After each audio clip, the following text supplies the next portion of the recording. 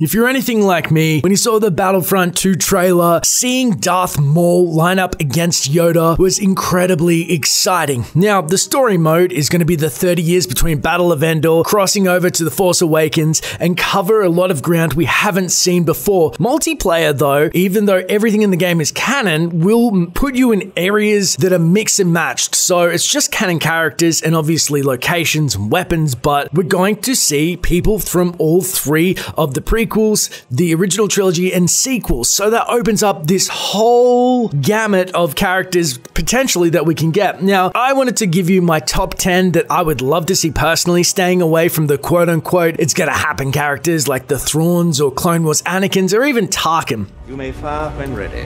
What? So, without further ado, let's dive into this list. Chirrut Imwe. I want to force the forces with me. As a man who is underrepresented somewhat and a real standout character from Rogue One, Is your foot all right? I really wanted to see him in action and what his abilities would look like, because it's not exactly clear. And he has fantastic weapons, which obviously could translate into the game. I mean, he has his staff, obviously, and the light bow, which he can take out distance enemies, he can bridge the gap, but also he has this force sense, which makes him incredibly like he's slippery as hell. So I was thinking maybe an ability where instead of deflecting blaster bolts back at enemies like Saber Deflect, which characters have had in Battlefront 1, what if instead he would just move out of the way of blaster bolts? Something that we've seen like Kanan Jarrus do a lot in Rebels. And so if incoming fire really he slipped around or moved around a percentile of that, that would be scary to be blasting at him. And he's not whacking him back at you, but he's closing that gap. I think that that's one of those abilities that I'd love to see, but just seeing him on screen and obviously after seeing him take out so many stormtroopers in Rogue One, I think Chirrut Imwe is one of the strongest contenders to actually put into Battlefront 2.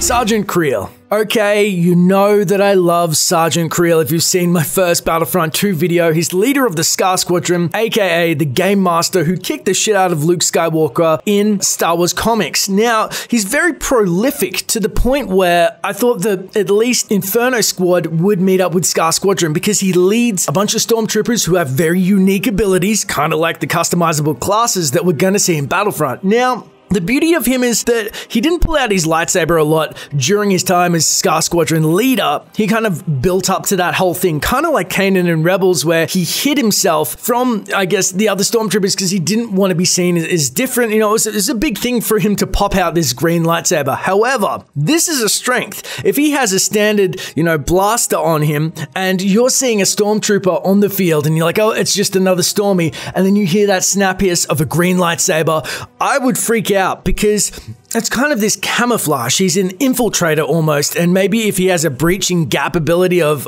I don't know if he can force cloak or maybe he can leap, like really leap, that's something that I think most people would just think that he was a benign stormtrooper. That hesitation innately would be the difference between life and death. Do or do not.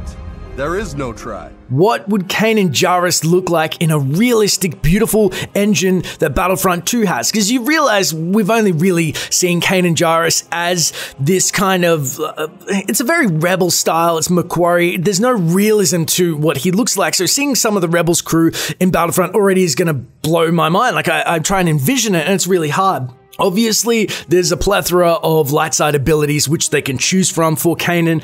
I don't think if we're going to go blind Kanan, though, that he's going to really use the blaster pistol. I just don't think a sidearm would work for him. I think more of a samurai feel, how he executed a lot of saber attacks would be like insanely cool for his character, and I'd like to see that a lot in Battlefront 2. I won't leave you. Not this time. Then you will die. I know I said I'd stay away from the bigger names, but I wanted to discuss why Ahsoka Tano is so important. Now, Ahsoka, obviously, if we're looking at her now, she is more of this grey area, not a Jedi, has white lightsabers. There's a lot to explore just in that alone. However, Battlefront 2 is going to be working with a rock, paper, scissors version of heroes. So there's going to be a foil to each hero, basically meaning, you know, if you pull out Kanan Jarrus, you know, he may be able to beat the Inquisitor. Now, whatever rules that they set up is probably going to follow what we've seen before. So I would like to see that if they bring in this Clone Wars Anakin, that Ahsoka Tano may be beaten by that guy. I know, as crazy as it sounds, as they've both grown later, but Ahsoka Tano would be a brilliant foil for Darth Vader, and I think that there's something there that I would love to see, obviously just outside of the character itself. I will have revenge. Yes, you shall, sister. Asajj Ventress has been a terror since the Clone Wars era. Such an amazing character, Sith acolyte trained by Dooku, who ends up being a bounty hunter, and obviously her fate is sealed in Dark Disciple. However, I feel that Asajj Ventress, outside of just a character, has a couple of things going for her. One, she has the dual lightsabers, which snap together and can be a saber staff or a single saber. She's proficient in all three, therefore her abilities can be like a saber staff throw, break it up, turn into duals, go down to single. That is something where if they do it right, where she can kind of not only rock, paper, scissors, but have three different abilities that can vastly change how she uses lightsabers. I think that that would throw a lot of opponents off. And obviously, she's a master of deception and trickery, so I'm hoping that something more infiltrator-ish could be, you know, abilities that she had. So she sneaks up, maybe some type of cloaking, invisibility, whatever, but I would like to see her shred on the battlefield. That's probably the best word. Leaving so soon, master? 000. Now, again, you can say, hey, Dash, why comic books? Why are you bringing in Sgt Creole or 000 a droid? And the reason being is because I believe that if there's connective tissue for anything, games have always done the best job of being inclusive, and 000 he's not the K2SO, which we'd like to see. There's so many other amazing droids, from IG-88 to BT. You know, the comics are bringing in new characters, especially, I mean, Dr. Aphra, if you've read it at all. But the reason why 000 is he's a torture droid. There's nothing more benign to see than a protocol droid just kind of walking around really slowly, you know? Like, if you saw C-3PO in the field, you're not gonna be afraid. However, if you saw 000 or BT, these are torture murder droids that I feel like if they had not so much to do with speed, but more so the impact if you got in the vicinity, that's something that they, you know, haven't really played with. Everybody seems as a hero to be hyper mobile, and even though obviously snipers would be a real problem, I feel like if you had a character that was just the most deadly thing within 2 meters, that 000 would be great, and people, you know, you round a corner and you see this droid and you freak out, would be absolutely perfect.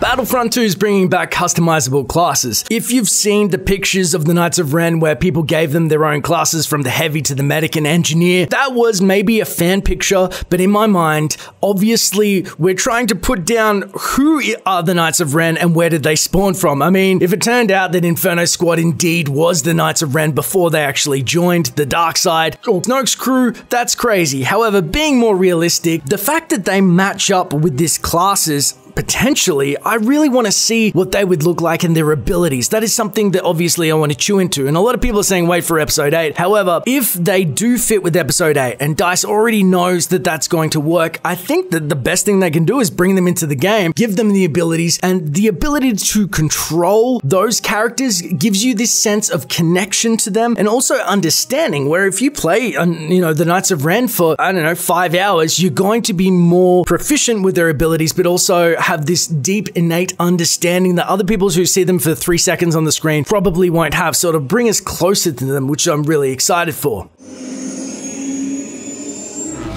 Sabine Wren. I thought you'd never ask. I know this list feels Clone Wars and Rebels heavy, but obviously we're moving into that era and that's exciting. However, if you look at any real Mandalorian archetype from Tar Vizsla, well, we haven't seen Tar Vizsla, but pre-Vizsla, Sabine Wren, I keep saying these names because there's a couple of unique factors they have about them. One is that they can have jetpacks as well as a darksaber because all of them have wielded it at different times. So they can have 3 different skins for the same character realistically. They carry similar weapons. Sabine has the Westar 35 blaster pistols, but also you take into account how much she can do to stop Jedi. Now remember that they said that this game is about rock, paper, scissors. So grappling lines, sleep darts, a repulsor, Mandalorian designed all to combat Jedi, van braces, including small portable shield and flamethrower. This is the Jedi hunting kit that you want. And if you had a darksaber in tow, I would go insane. You got a jetpack on top of that.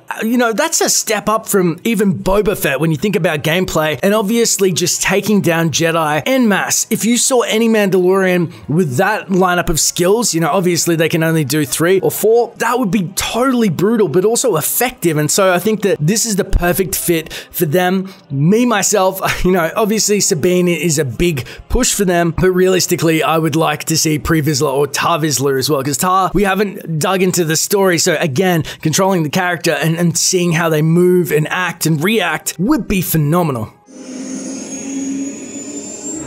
Actually, my name is Rex, Captain, 501st Clone Battalion.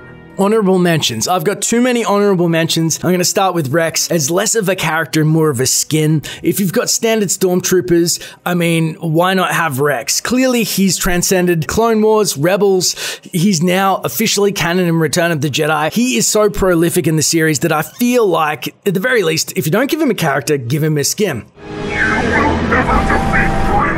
There's something to speak to Clone Wars as well, because a lot of you guys, when I asked on Twitter, hey, who would you like to see in Battlefront 2? The characters you pushed were General Grievous really hard. And so I thought about it. Obviously, the unique elements of having 4 sabers spinning around. But then I stopped and I thought, what would make him truly unique? Because it's really difficult to articulate what makes a character truly unique in a game like this, and they're just not some archetype of a Jedi, a Sith, or a trooper. The fact that he may be able to climb walls is one. You know, that is something that would be so potent, as well as his spinning sabers, and obviously his unorthodox technique with them. I feel like if they're going to put in Grievous, he needs to have something where, you know, it adds an extra dimension or flavor to him.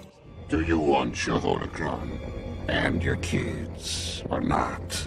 Again, Clone Wars seems to be the heaviest thing that you were pushing, especially Cad Bane. Now, if there's an original Clone Wars bounty hunter who deserves to be inducted into this lineup, I could say it's Aura Singh, but also, you know, Cad Bane, Embo, all of them. If there's going to be a ton of characters, I feel like bounty hunters aren't really represented too heavily yet, so they can just basically choose from them. Obviously, my favorite would be the Cad Bane, but they really need to be more inclusive of bounty hunters, and there's just too many to choose from. And obviously, with Clone Wars era coming in, I mean, why not? Why not pick them all?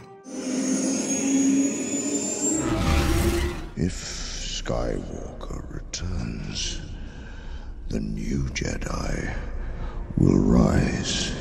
Supreme Leader Snoke is the strangest final choice that I have, and I want to explain myself. Now, because this is a speculation and a want video, and it's my personal one, I'm sure that of the characters I've missed and that you wanted, Snoke seems to be the #1 character where I ask, what would he look like? What are his abilities? Now, obviously, other characters are easier to pick because you already know their abilities, but when I think of Snoke, I think of Palpatine, because Palpatine, as the older version, I didn't realize they weren't going to pop out a lightsaber, and so to see his abilities was insane. But for Snoke, I think that if he could use the light and the dark side in tandem, because that's what he talks about really heavily, if he could do that, I think that's the #1 thing, because obviously he seems more of a support role or offensive, but if he popped, you know, force lightning with one hand or could heal somebody with the second, like that type of ability is actually quite scary, moving into the duality of the force. And so this is more of a concept and a pitch of what would he look like, and to really think on it, because I would love to see this older,